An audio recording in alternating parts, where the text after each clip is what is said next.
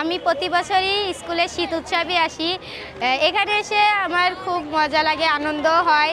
সবার সাথে একসাথে পিঠা খাওয়া হয়, পাপের শো দেখা হয়, নাচ গান, বিভিন্ন ধরনের সংস্কৃতি হয়। তো আমার সাথে আশা করি এখানকার সবাই খুব আনন্দ করে। তো আমরা এভাবেই মজা করি প্রত্যেক বছর। যেহেতু এটা বছরের শীতের সময় পিঠা খাওয়ার মজা হয় আলাদা। সম্ভাবনা মূলত কাজ করে সুবিধাবঞ্চিত শিশুদেরকে নিয়ে। আমাদের সারা দেশে আমরা দেখি যে শিশু শ্রমে অনেক শিশুরা জড়িয়ে যায়, স্কুল ঝরে পড়ার সংখ্যাটা বৃদ্ধি পায়। এর অন্যতম কারণ হচ্ছে পারিবারিক অসচ্ছলতা। আমরা ঢাকা শহরের যত পথ শিশু দেখতে পাই তাদের ম্যাক্সিমামেরই আশা হচ্ছে গিয়ে বস্তিগুলি থেকে, স্লামগুলি থেকে, যেখানকার মানুষ খুব নিম্ন আয়ের। তো আমাদের লক্ষ্য হচ্ছে এই নিম্ন আয়ের মানুষদের অর্থনৈতিকভাবে যদি আমরা স্বাবলম্বী করতে পারি তাহলে পথ শিশুর সংখ্যা কমে যাবে।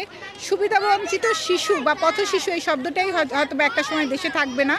সব মানুষ সমান সুযোগ এবং সমান মর্যাদায় বড় হবে। আমি সম্ভাবনার সাথে অনেক দিন যাবতই কাজ করেছি। ইভেন আমি এখান থেকে কম্পিউটার প্রশিক্ষণও নিয়েছি, এখানেরই আইসিটি সেন্টার থেকে। তাছাড়া আমি টিচার হিসেবে এখানে জয়েন করেছি।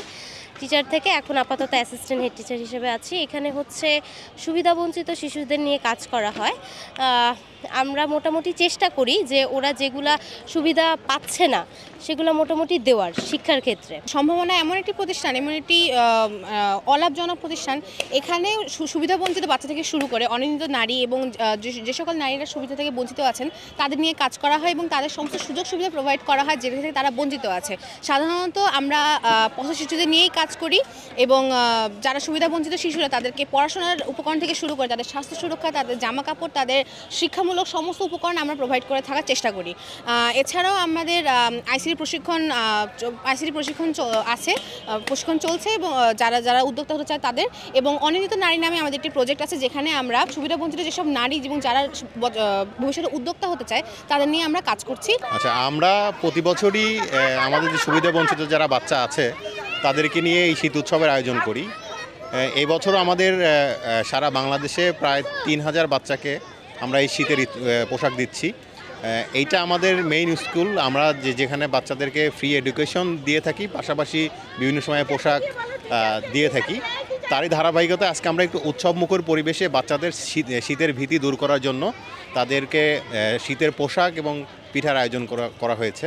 আমরা সম্ভাবনার এই যাত্রা শুরু করেছিলাম 2011 সাল থেকে এই মিরপুর স্টেডিয়ামে এই ওপেন স্কুলে বাচ্চাদেরকে শিক্ষা প্রদানের মাধ্যমে।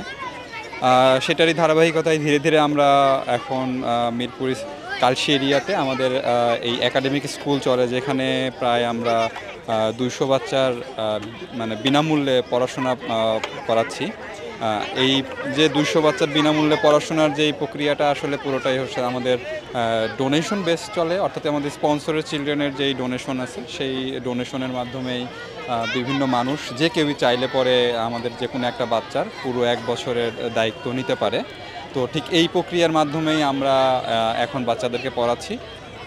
এই পুষ্পকলি স্কুল পরিচালনা করতে গিয়েও এই বাচ্চারা যে অনেক সময় ঝরে পড়ার সংখ্যা কমানোর কাজ করতে গিয়ে আমরা আসলে পুষ্পকলির এই বাচ্চাদের পরিবারদের সঙ্গে খুব কোরলি কাজ করি।